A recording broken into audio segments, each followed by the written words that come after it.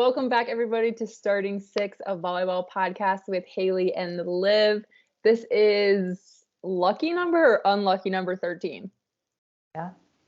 Which one is it? Is it your? Do you think it's lucky or unlucky?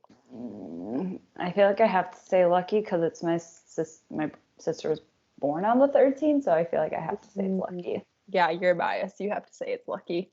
I just think of that Sweet Life of Zach and Cody episode when they go into the haunted room. That's 13. Yeah. I don't know. We'll find out how this episode goes, and I'll give consensus at the end. All right, we have a ton of volleyball to get into. Yeah. So we're gonna dive right in. Conference play started this week, and exciting. While there were a couple good matchups, I would say for the most part, it's what you expect week one of conference. And I think a lot of, like last week especially, we watched so many teams that had really hard non-conference schedules, so it made for really great games. And then typically when you start conference play, it's a little less of that and quite a few sweeps. Yeah. So we picked out some games that we think are worth mentioning, some teams we want to talk about, and then we'll also just kind of gloss over some teams that came out with wins, because we know you care. So we're going to just dive right in here. Yeah. Oh, and then at the end of this episode, we have to talk about the new rankings that came out today. And I have a hot take that I don't think is really that hot, to be honest. But it might be hot. I agree. It might be hot in terms of me. Like I know exactly what you're going to say. Standpoint, but I already know what it's going to be. Okay. I need to talk about it because it's been killing me. Okay, so kicking it off really quick, on the 19th, which was Tuesday. Okay. Number 18 Baylor played a team, Stephen F. Austin, swept them really easily, but we want to mention the 6'3" sophomore middle, Alicia Andrew, had 10 kills and 10 attempts and 0 errors. So she hit a perfect, what would you call it, a 1.0, a 1,000? 1,000%.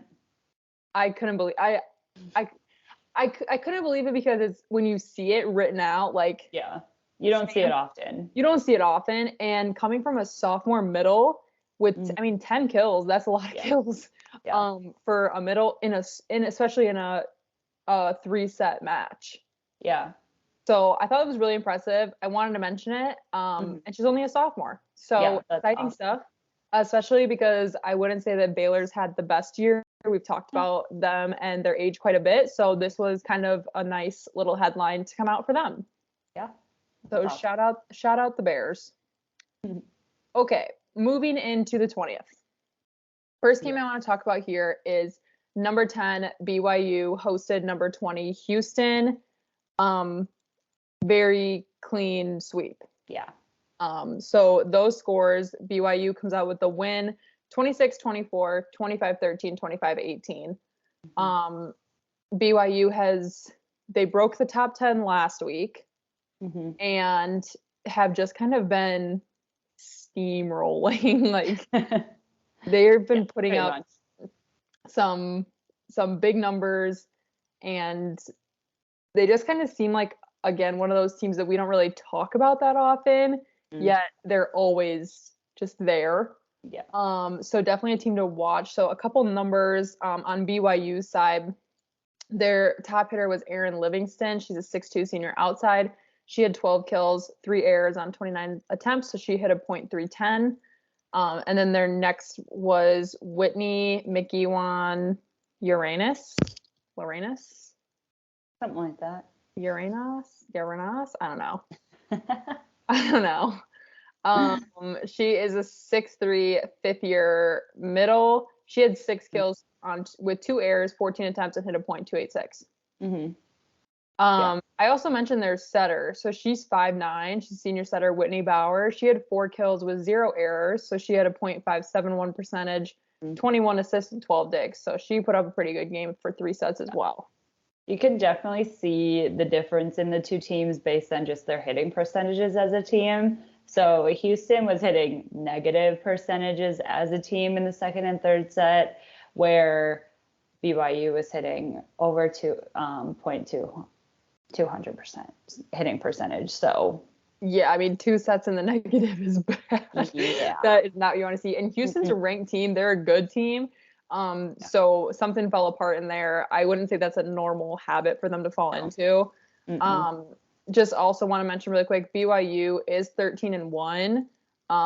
Their only loss is to number 7, I believe, is what they're sitting at, Washington State. Yeah. And they have faced Pitt as well. They've just been dominating conference play, and their next match is at Texas on the 28th. Yeah. Keep your eye out for that. That's going to be a really good match. Mm-hmm. Okay, next I have Rutgers for some Big Ten play. Rutgers hosted number 15 Penn State, and Penn State whooped them. Yeah, they did. So those scores were 25-17, 25-15, 25-17. Not any crazy numbers to come out of Rutgers' side at all. Their top hitter had 8 kills. That was Taylor Humphrey, the 6'3" sophomore outside. But Penn State, on the other hand, decided to just pop off. Yeah. Jess Merzik. Is that how we pronounce it? Merzik. Yep. 6'1" senior outside, 18 kills, 3 blocks. Next best hitter is it Cameron Hanna? Yes. Yeah, Cameron Hanna. When they list her name backwards, like first or last name, first name, it throws me off because she has 2 first names. 6'2" senior right side, 10 kills, 3 blocks. Mac Pedroza had a great game. The 6'2" fifth-year setter had 45 assists. That was 15 assists per set and 3 kills. For a sweep like that, those are crazy numbers. Yeah. And with Jess Merzik, not only did she have 18 kills, but she was hitting a .533 hitting percentage. For an outside, that's insane. Yeah, that is crazy. I mean, 18 kills. And the thing is, too, is that, like, she had more kills over the 3 sets than they had scored in a single set. So, like, Rutgers only scored 17, 15, and 17. And she had 18 kills. So, like, she had over a game of kills, ultimately. Yeah. And Penn State, in their first set against Rutgers, as a team, collectively, hit a .485 hitting percentage. Whereas Rutgers, their second and third set was a .054 hitting percentage and a .056 hitting percentage. But you just can't have those numbers playing any Big Ten team. No, and the overall stats, like comparison, the numbers were just way skewed. Like they just weren't even close. Couple things I do want to say. From a stats perspective that I just thought was really interesting is there was not a single ace in this game. I just thought that was kind of interesting. I feel like that's not super common. Not a single ace. And then the last thing I want to say is I was happy to see, I didn't watch this game, but I was happy to see that Mac Pedroza was looking a little more like herself compared to the last game that I had watched, where they were just really struggling. It was kind of nice to see her come to life a little bit in this new role that, you know, us included, kind of hyped up for her. This looks more like the kind of play that we'll see from her throughout the remainder of the year. For sure. Okay, so moving on to the 21st. The first game I have to talk about is Iowa hosting number 12 Minnesota. Yeah. So Iowa's not a Big Ten team that UC talked about a lot. Never. And that's for a reason.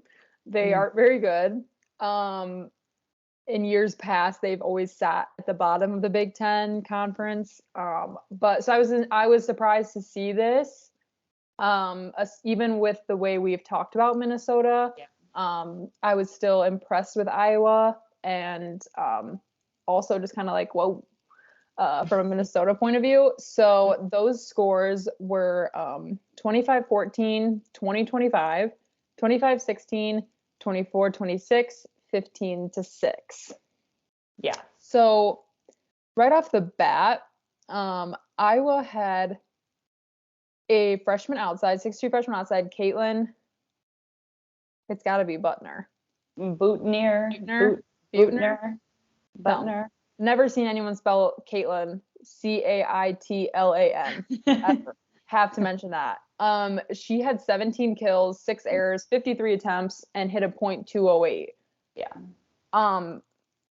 the next best hitter had 8 kills. 8 kills. And then the 2 setters for Iowa had 19 assists each. Not a great hitting percentage for either.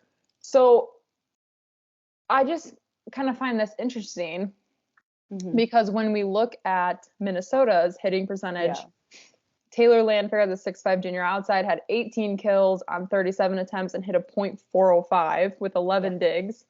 McKenna Wooker had the 6'1" sophomore outside, 15 kills, 6 errors, 36 attempts, hit a .250 with 12 digs. And Lydia Groh, 6'2" senior right side, 14 kills, 6 errors, 33 attempts, .242%. Yeah. And can't forget Melanie Schaffmaster, the 6'3" senior setter, comes in with 8 kills, 1 error, 12 attempts, hit a .583%, had 57 assists, and 14 digs. How did this get to 5? Yeah. My only theory I don't get it.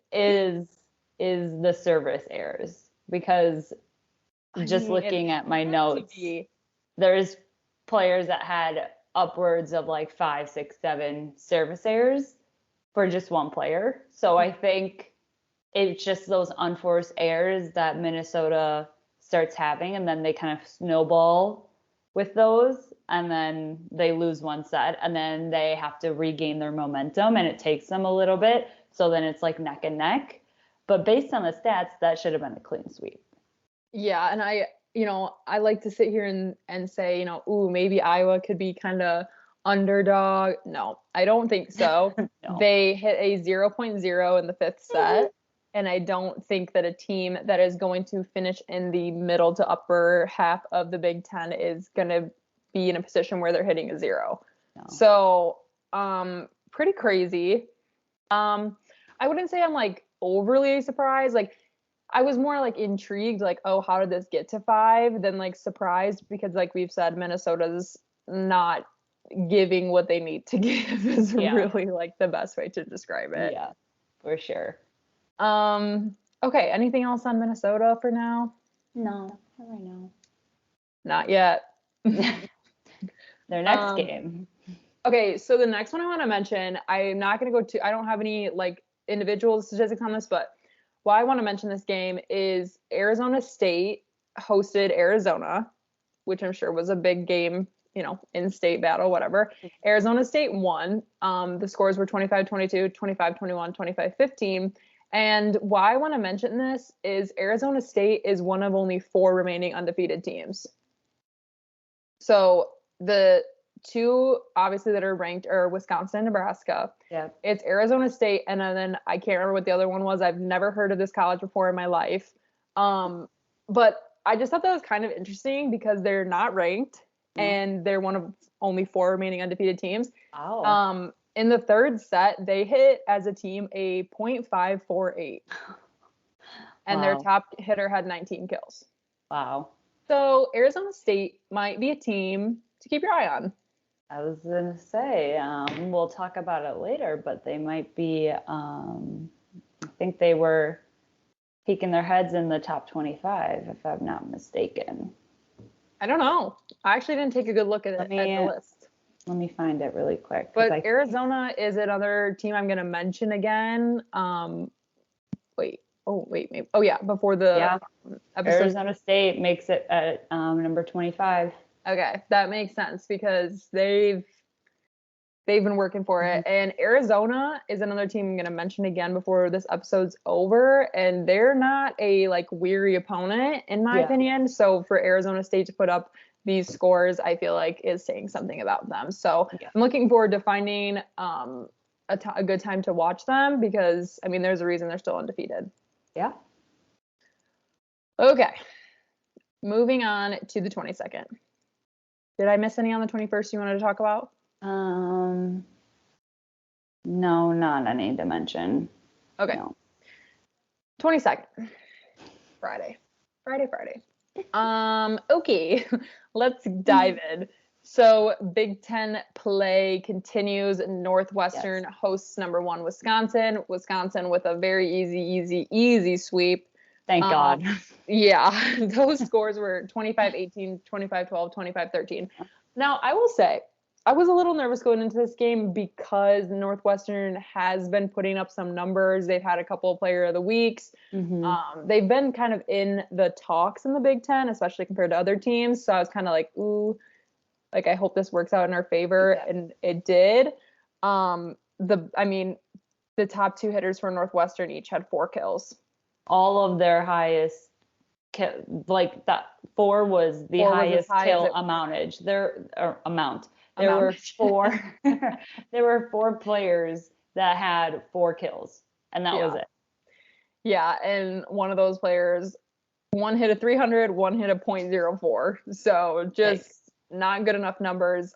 Devin Robinson led the Badgers with 11 kills on 18 attempts. She hit a .556. Sarah Franklin had 9 kills and hit a .269, and Carter Booth had 8 kills, no errors on 12 attempts and hit a .667. That's awesome. Not a surprising outcome. Obviously, the talks of this game was Temi Thomas-Ilera's return to Northwestern. Liv and I were texting during this game because the announcers were kind of talking about it. The student section kind of opened their arms up to her.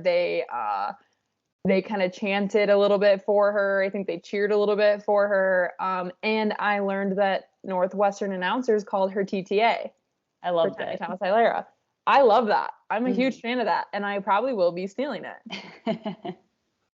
So a strong game for Devin. Honestly, still not overly impressed with Wisconsin's performance. No.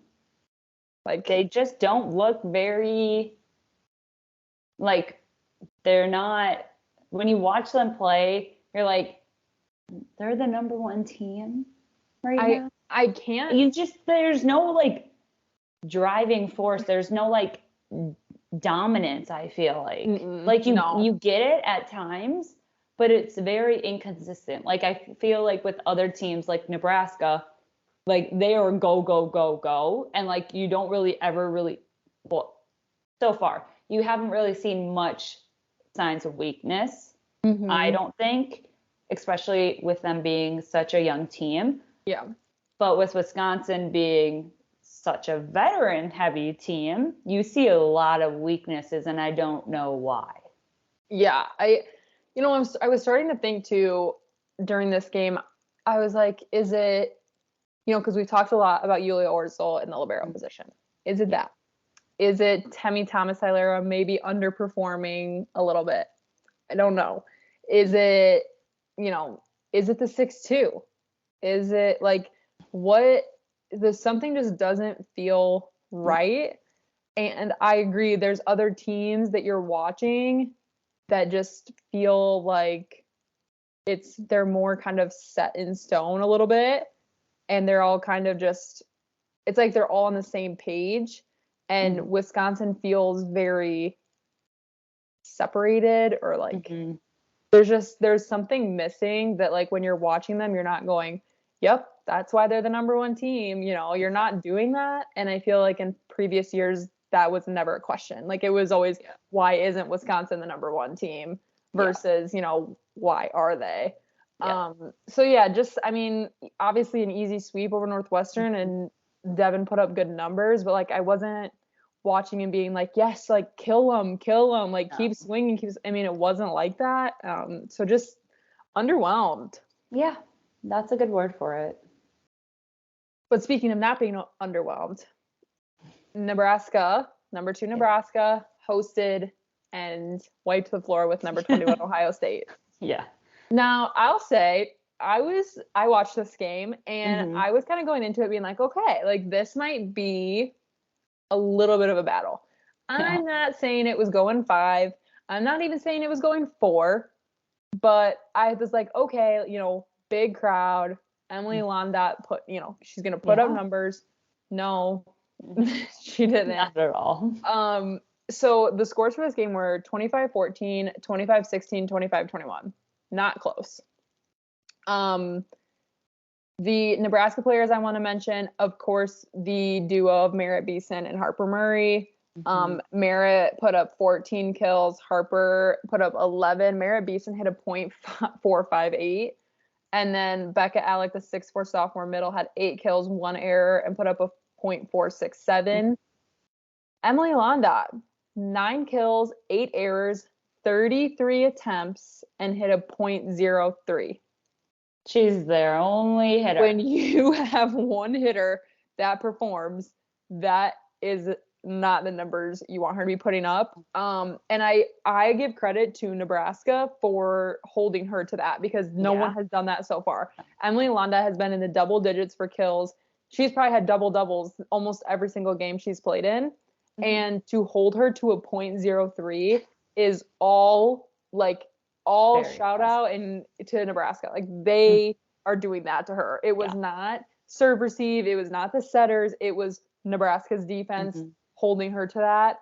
And that's what we talked about last week. When you have one hitter, it's easy to scout that, and it's easy for blockers to know it's probably going to her. Mm-hmm. And that's exactly what happened. Especially when they have, Ohio State has a freshman setter, so she's not experienced to be able to just, be creative and throw the ball wherever. She's going to go with their go-to. So not only does Nebraska scout them, but you have then an more inexperienced setter who their go-to is now not having a good game. And what do? You fall apart. Yeah. And I will say too, watching Nebraska, they just look like they're having so much fun. Yeah. And I know that's so weird and kind of cliche to say, but they get a kill and Merritt Beeson's she bounces up and down. Mm-hmm. Andy Jackson does this spin thing all the time. And they're just their smiles are so big, and their Instagram always posts pictures of them after games, and Allie Batenhorst has this huge grin on her. I mean, they just look like they're genuinely having fun. Yeah. And I think that only adds to the fuel of the talent that they have, because they're cheering on each other and just playing. It's so cohesive. They're an actual machine. Everyone moves where they need to be. Mm-hmm. Everyone communicates, and it's just crazy to watch. And it was so unexpected coming into this year, and it's just been so much fun to watch them. This is a team you watch and get excited about watching. Yeah. This Nebraska looks like the number one team. Yeah, 100%. Okay, we'll come back to Nebraska. So next I have number 24 Auburn hosting number 3 Florida. Florida barely escapes with a win. So let me read these scores.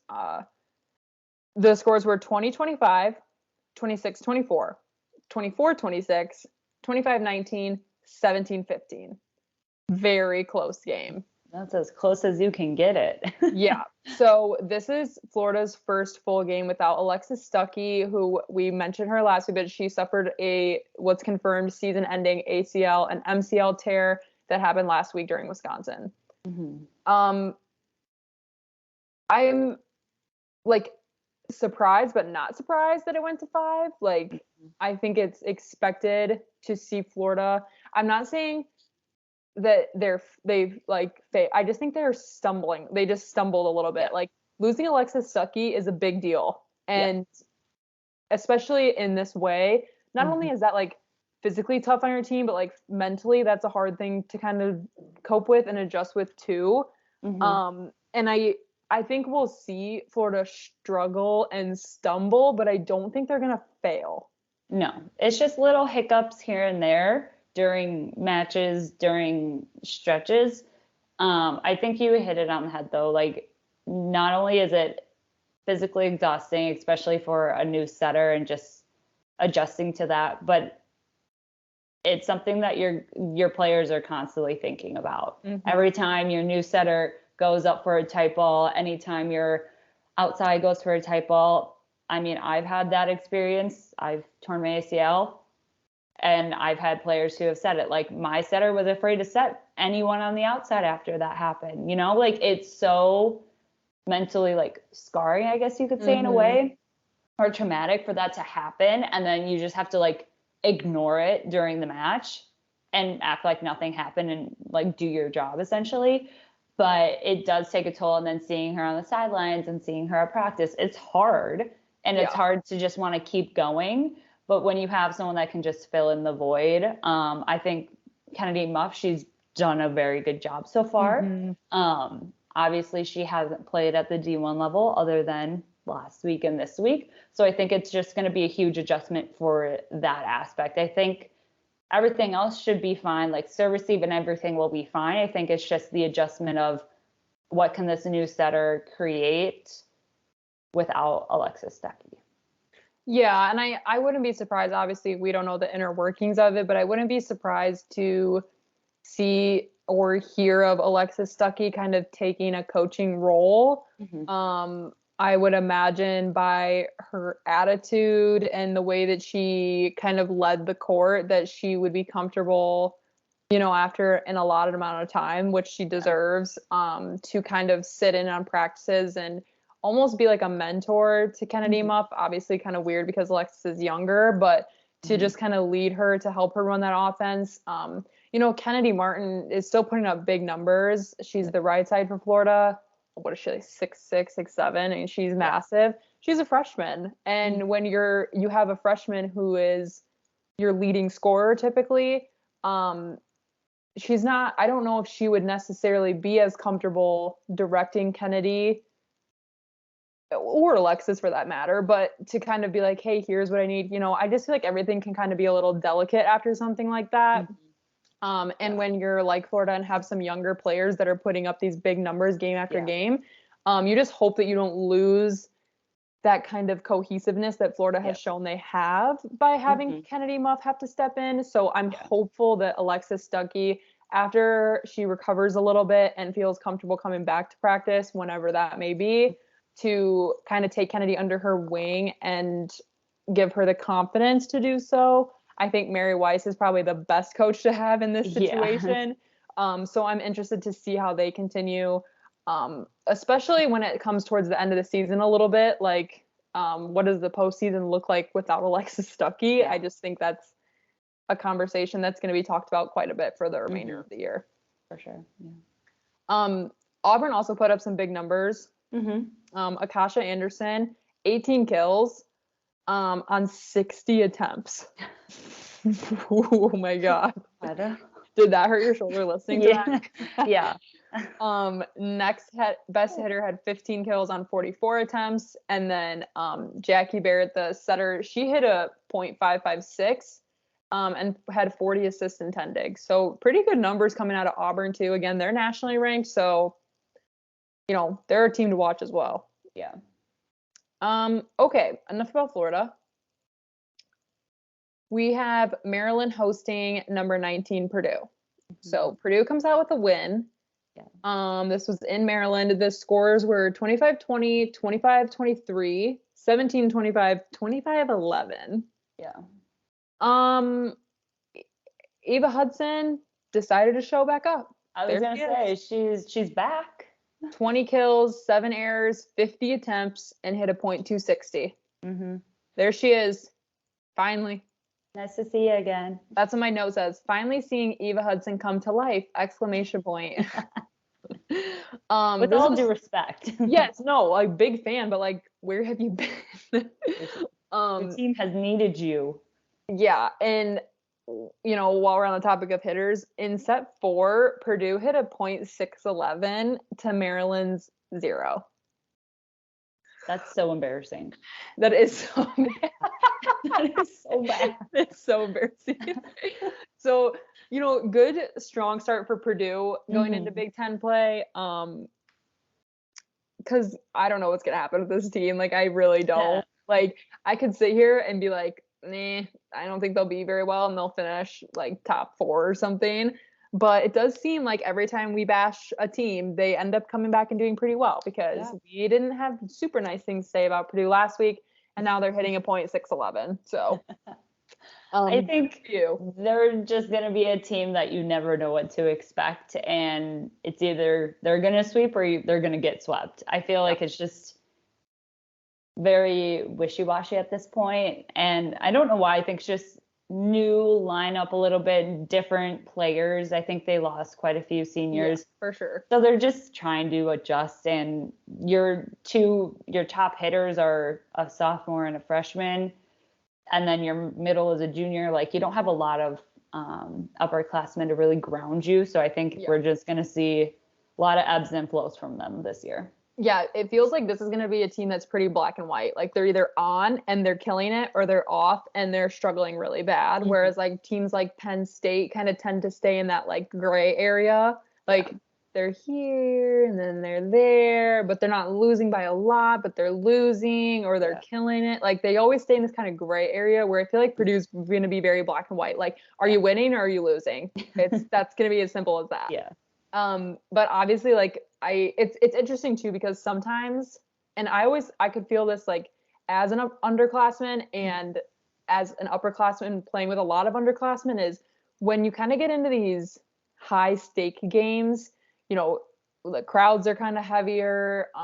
You're playing teams that are significantly better than you. Like you kind of go into this like fight or flight. And I think that that's something that you kind of grow out of as you get to an upperclassman. You play with a little more like ease and calmness. Whereas like I feel like when you're an underclassman, like you get in that fight or flight, and you're literally just like charged up. Like you're like, I have to go balls to the fucking walls. Yeah. And I wouldn't be surprised to see, you know, Ava Hudson putting up huge numbers against Wisconsin, against Minnesota, against Nebraska, just because she's in that like charged environment. But when you don't have that all the time, like it's like that black and white. Like, are you gonna pop off, or are you gonna be not even in the top 3 attackers, you know? Yeah. So kind of it makes it kind of fun though. Like, which Purdue am I gonna get today? Okay, well, good for you, Purdue. All right. So on the 23rd, number 10 BYU hosted number 18 Baylor and killed them. Yeah. Literally killed them. 25-17, 25-17, 25-15. Yeesh. Baylor is another team that had a set hitting 0. Yeah. Like, I don't think I've ever, not that it was always looking at stats before, but never really paid attention, maybe, I don't know, or seen it, but like, this is what the third team that we've talked about that has hit a 0 hitting percentage collectively as a team in 1 week. Yeah. I've never seen it either. Like, not like that. I've seen players hitting 0s, but team averages being 0s. I mean, it's like, well, the thing is too, is that we've seen a couple that have been like in the negatives, but that almost somehow feels better. Like, how are you just sitting at plain 0? Like, you couldn't even get to like a 0.01, you know? Like, I don't know. It's just kind of weird. And I have a note. So Baylor had their top hitters 8 kills. That's as high as it went. Yeah. And one of those was hitting a 0. She had 8 kills, 8 errors. Yep. Whereas on BYU, Aaron Livingston, the same senior outside I had mentioned earlier, 13 kills on 23 attempts, hitting a .348. And their setter hit a 500 with 31 assists. Yeah. 31 assists, and that with that score. Yeah. When BYU collectively in their second and third set hit over 400%. Like, so they were hitting very well compared to Baylor's 0. So it very clearly shows in the score that Baylor couldn't do a thing.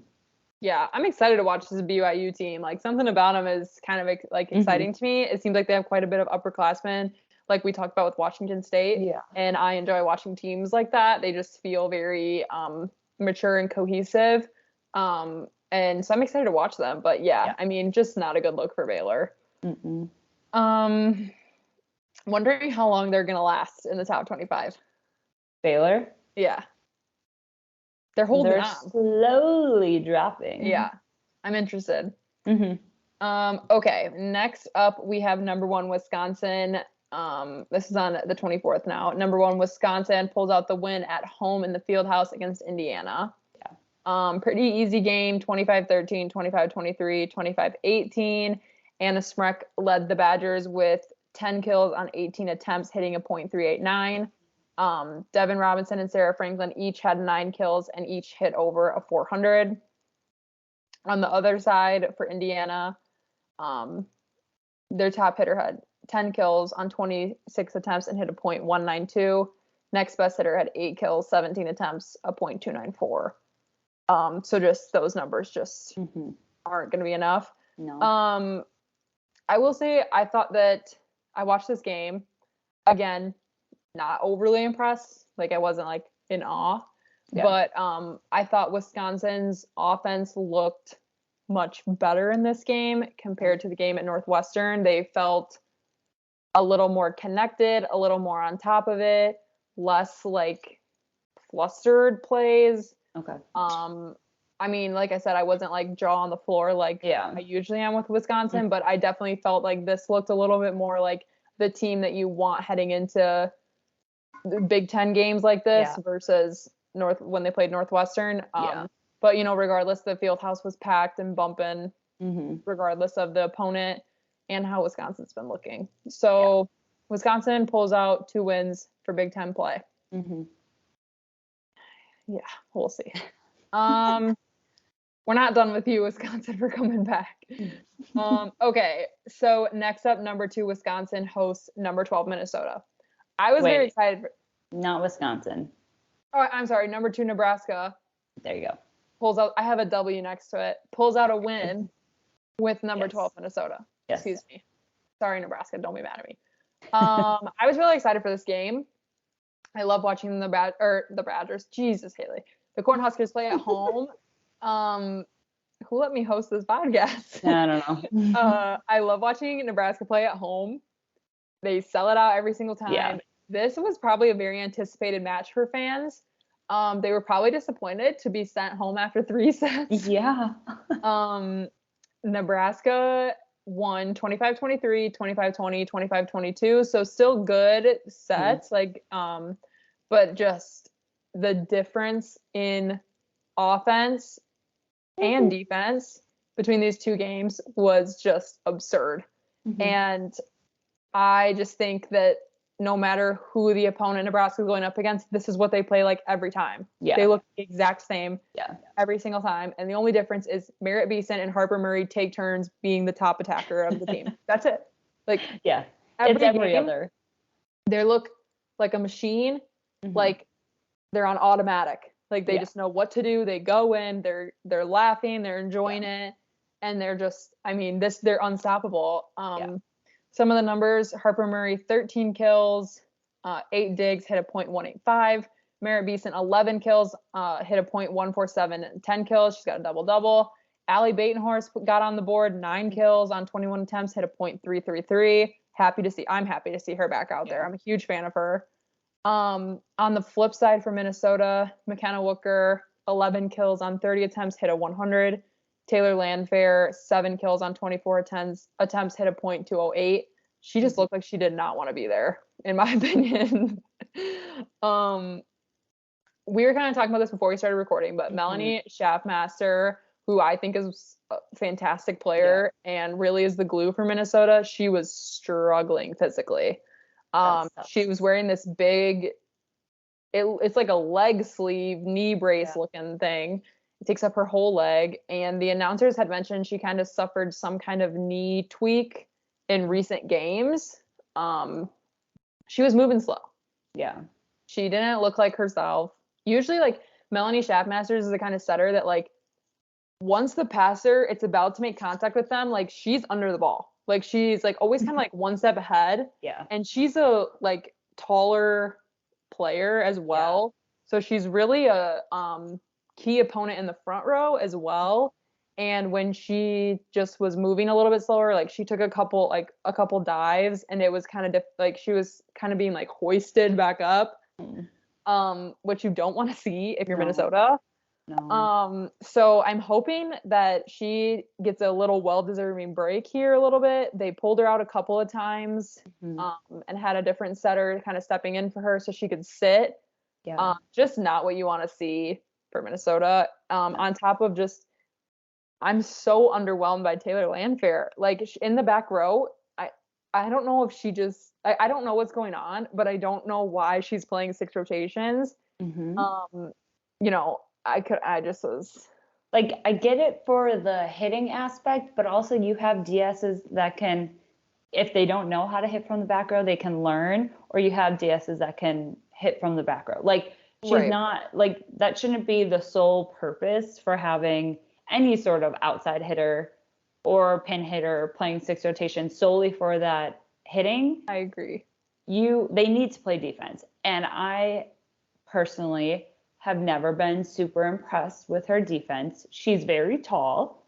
And so sometimes with taller players, it's hard for them to get low. Yeah. And I say I've never been impressed because I don't see a ton of effort, meaning like I don't see her running or diving or throwing her body to try to get the ball. Like it's a quick lunge and then I can't get it. And also just like some of her facial expressions I don't love. It doesn't look like she really wants to be there sometimes. Maybe that's just how she is, but her facial expressions change when she's in the front row. So I don't like that contrast either. But like you see other 6 rotation outside hitters who can play defense. And I just don't think that's her forte. And her serve receive hasn't been great either. So I think she's losing Minnesota more points than helping them when she is in the back row. Yeah. Now, if I was correct, I think the last time that Minnesota and Nebraska played, Minnesota won. I think they swept. They did. They did. It was at 25-22, 25-23, 25-22. Oh, that's weird. In Nebraska. Yeah, that's what I thought. Because this one was super anticipated because Minnesota swept at Nebraska last time. See, now, and then here's where this doesn't make sense. Because you added Kylie Murr, who's one of the best defenders in the Big Ten and probably the NCAA. Yeah. You kept Taylor Landfair. McKenna Wooker has had an absolute year. Yeah. You have Melanie Schaffmaster, and their right side. Lydia Grote. Is that who you're talking about? Yes. The right side? Yeah.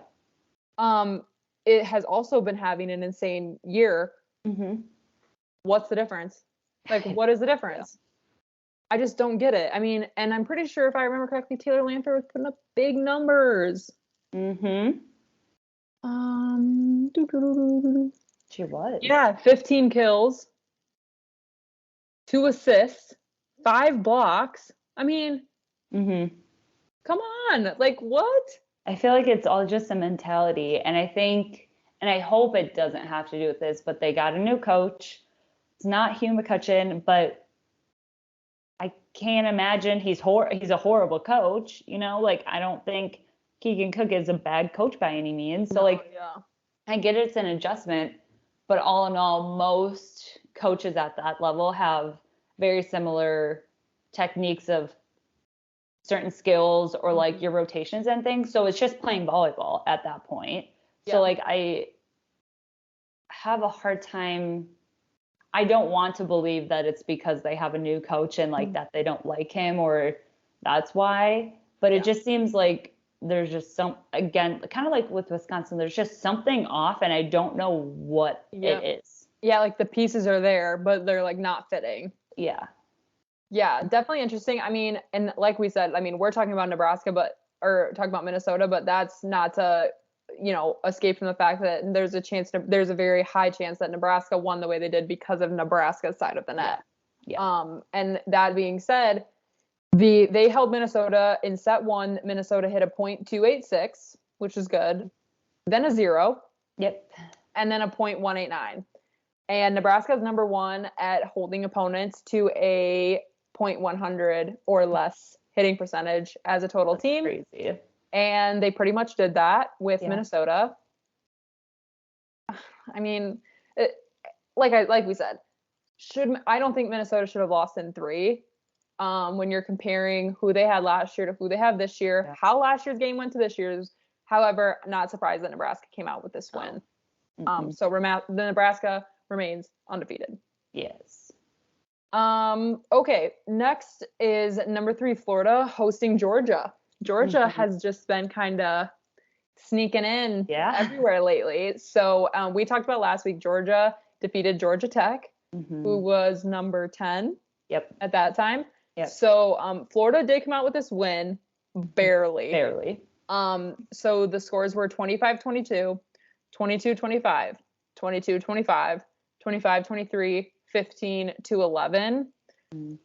Sophia Victoria from Florida decided to just have a game. Yeah. 16 kills, 3 errors. She hit a .302.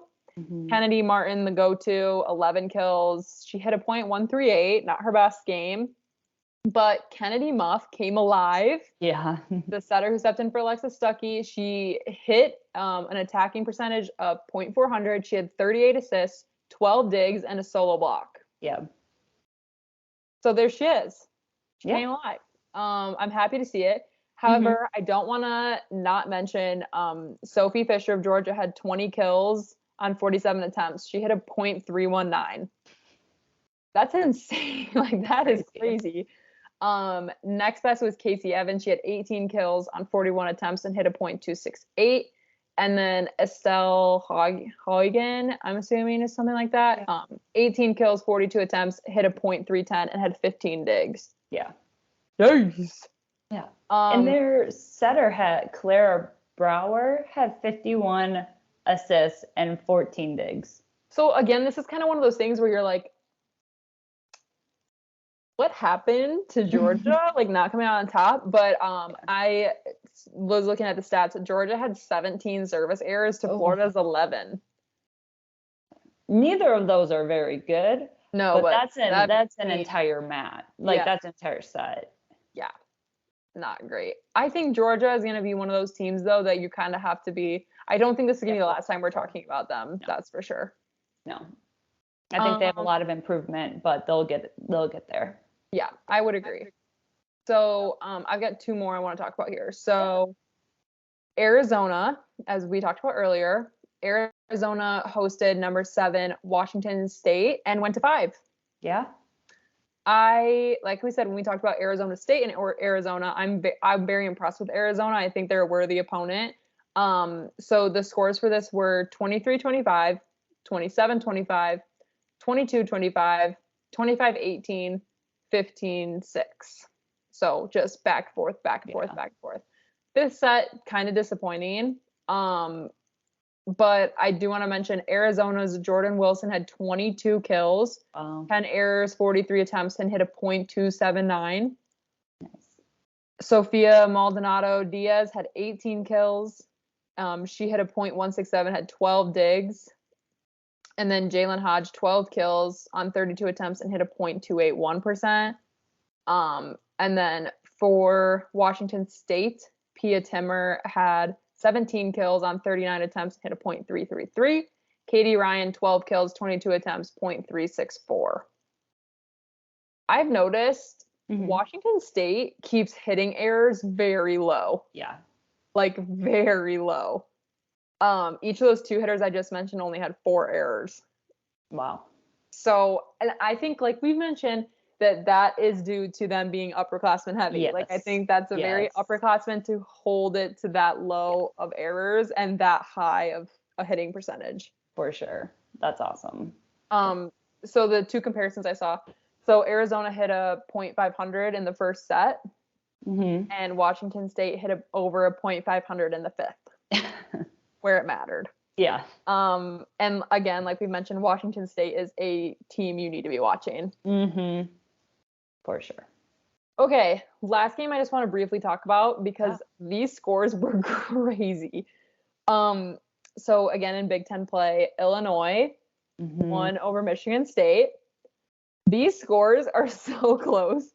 So the scores were 25-23, 24-26, 25-23, 25-22, 15-13.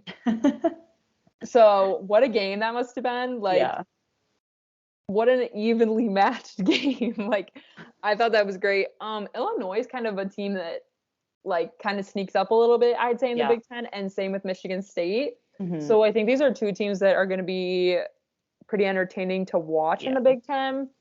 I'm not going to say anything crazy about them necessarily, but when I saw those scores, I was like, oh my God, what an evenly like, if you're a fan of either of these teams, what a game to be watching. For sure. So super exciting there. Yeah. So that's all I had for game recaps. You got anything I missed? No, most of the other games that, like, were on Sunday the 24th were pretty clean sweeps. not much to mention. Just continuing with Big Ten play. Penn State swept Northwestern. Purdue swept Rutgers. Ohio State swept Iowa. One game from, what day is this? The 23rd that I just wanted to mention was unranked Xavier beat number 11 Creighton in 5. Ooh. Scores were 25-21, 21-25, 25-17, 20-25, 15-10. Some big numbers for Creighton. Their sophomore outside hitter, Ava Martin, had 21 kills, hitting a .230. Hitting percentage was 16 blocks. Their next hitter was Kiana Schmidt, who is the senior middle blocker with 14 kills, hitting a .375 and total 3 blocks. Their setter, Kendra Waite, had 5 kills, hitting a .500, 45 assists, and 26 digs. Oh. But then, so that was for Creighton. And then the fifth set, the one that matters the most, they hit a 0 hitting percentage. Another 0. It's the week of zeros. It's the week of zeros. That's going to be the episode title. The week of 0.0%. And then Xavier had some big numbers. Emma Grace is a redshirt sophomore outside hitter, had 15 kills, hitting a .143%, totaling 9 digs. Delaney Hogan had 11 kills, .280. She's a senior middle blocker. And then Sarah Stevens, who is a redshirt junior middle blocker, had 7 kills, hitting a .353 hitting percentage. But I think Creighton would have had it in the 5th set, but they hit 0. So that one I just saw and I was like, oh, wow, damn. 0.0. But that's all. Boy. All right, so that wraps up, what, week 4? Week 4. All right, so 2 o'clock today, Monday. Yes. The new rankings came out. Yes. Let's talk about it. Let me read them first for everyone who didn't see it. If you want the full graphic, it's on NCAA Volleyball on Instagram and probably Facebook.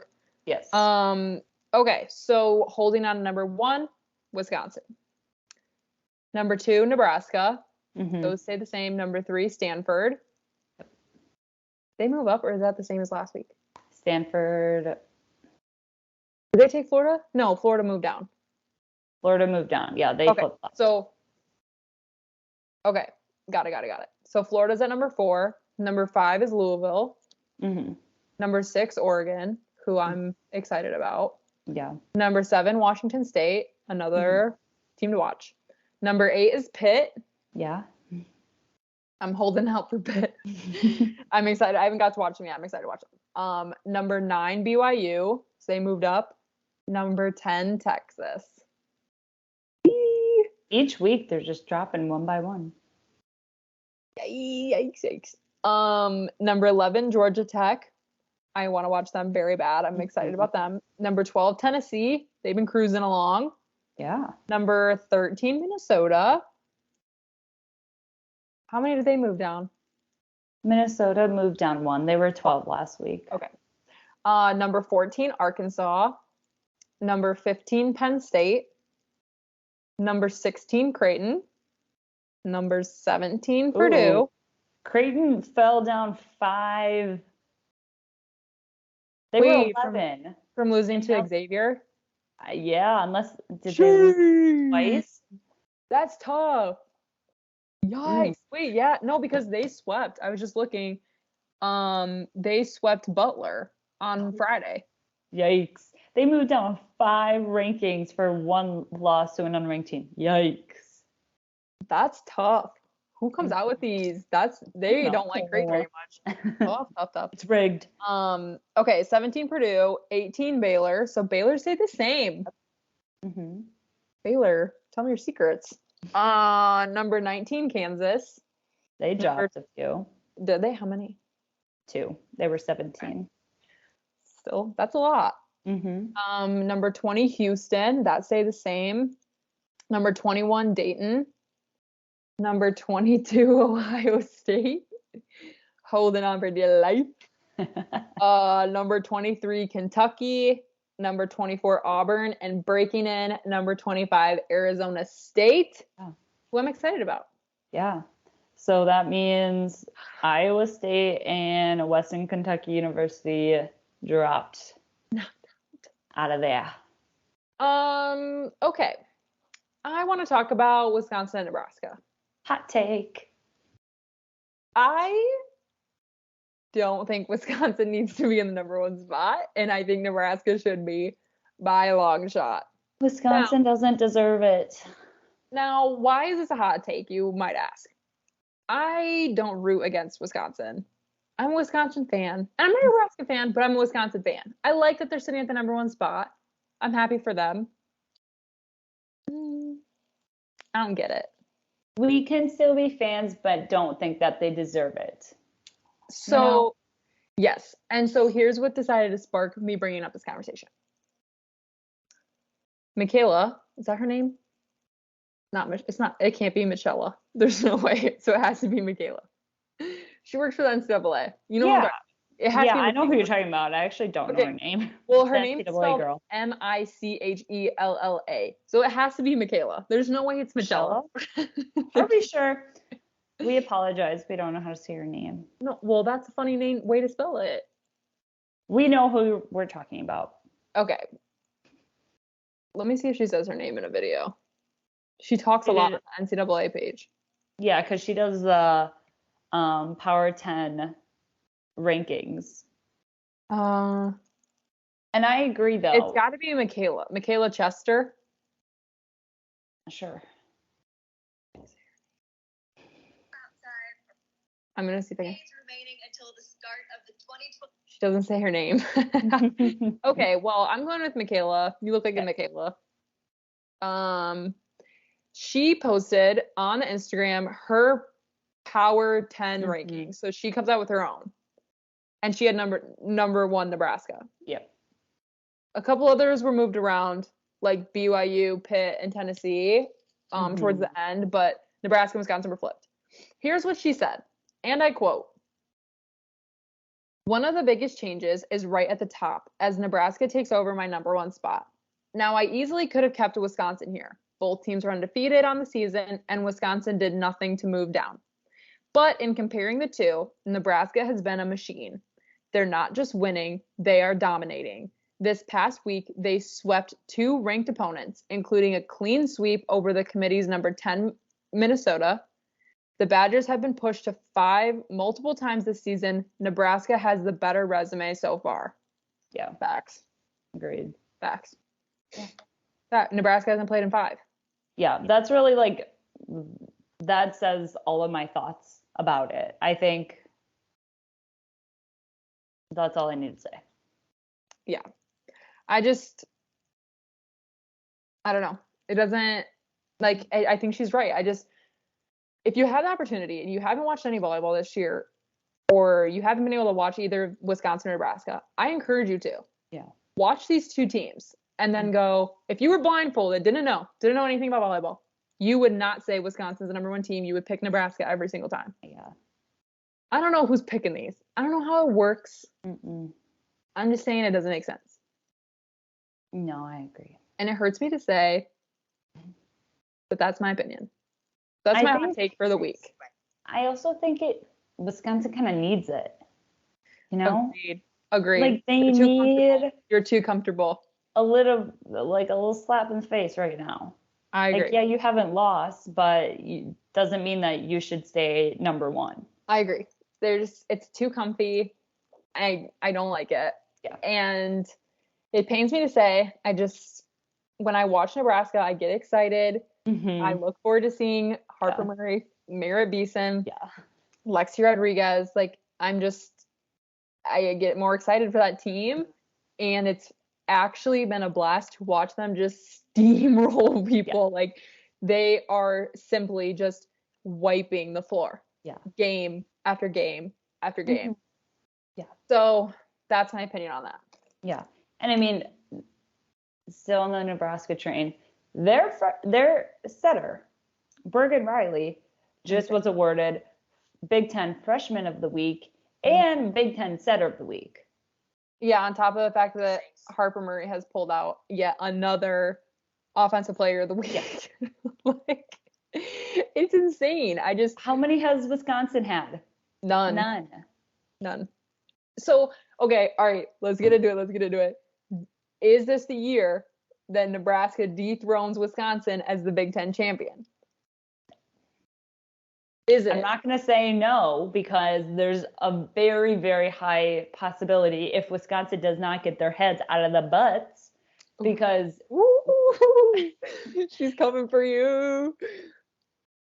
Nebraska's coming for blood. They are seeing red and only red come that Big Ten championship match. It's going to be against Wisconsin.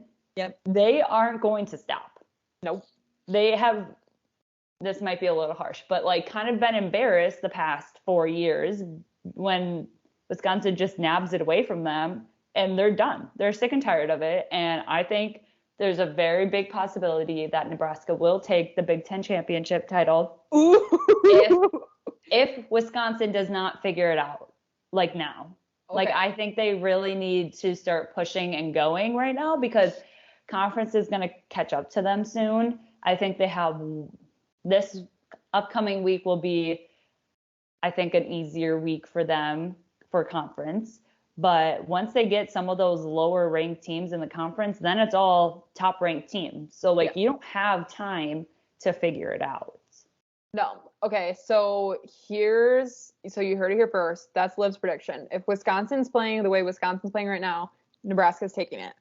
Yeah. Here's what I want to put into account. I haven't formulated an opinion yet because I just want to talk it out. Okay. The possible Big Ten championship game, if it is Nebraska and Wisconsin, is going to be held at Wisconsin. No. That's a big factor. Nebraska plays at Wisconsin November 24th, whereas Wisconsin plays in Nebraska October 21st. That does make a big difference. Right. And Nebraska then is at Minnesota the day after they play Wisconsin, but that probably wouldn't matter. If that's going to be the championship game, it's going to be in Madison. Yeah. I don't know, because we've watched a very good Nebraska team play at Madison and they got killed. Yeah. So I don't know. If I had to pick right now at this very moment, I'm going Nebraska. Yeah. Okay. Yeah. We're going to see how this changes as we move. Yeah. Week by week. Week by week, this is going to be the new segment. Wisconsin or Nebraska? Okay. We need to hold up like little signs. Yes, I'm team this red or this red. Yeah. Okay, well, that was my little rant. I knew your opinion on it already. Because we've talked about it, but I was a little intrigued just like what your opinion was. And then when I saw that statement, I was like, yeah, that's what I'm saying. Yeah. All right, Liv, what games do we have coming up that we can look forward to this week? We have starting today, there wasn't really much. Well, today is the 25th. There wasn't really much. The 26th, there's not a lot of games on either, but September 27th, Wisconsin plays Ohio State in Big Ten Conference, and Maryland plays Rutgers for Big Ten. Arkansas and Auburn play. So those are both two ranked teams. Coming up on the 28th, we have BYU and Texas. So I think that'll be a super fun. What day is that? Thursday? Friday. Thursday. Ooh, a Thursday game. Okay. And then on Friday the 29th, Nebraska plays Purdue for Big Ten Conference, Michigan and Minnesota, and then Penn State and Illinois, which I think that would be a pretty evenly paired match. I agree. And then we have, it said BYU and Texas play again. I don't know if that was like a typo or not. Not sure. But keep going. Then Houston and Kansas play each other on the 29th, rounding it out to Saturday the 30th. Nebraska plays Indiana. Penn State and Minnesota play each other. That's going to be good. And then Baylor and Iowa State. And then coming into October, on Sunday the 1st, Wisconsin plays Michigan, Oregon, and Washington State. So that is going to be a big one to watch. Iowa State plays Baylor again, Purdue and Northwestern, and then Ohio State and Maryland rounded out. They do play Texas twice. Okay. I don't get it. I don't get it. Yeah, Wisconsin and Michigan is on Sunday. I'm going to be attending that game.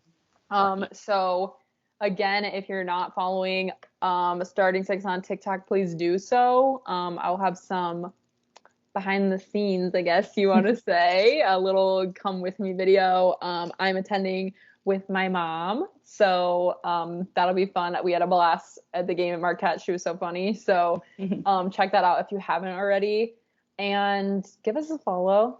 We enjoy posting on TikTok, and lots of conference play this week. We said there wasn't a lot to talk about, and it's been over an hour, so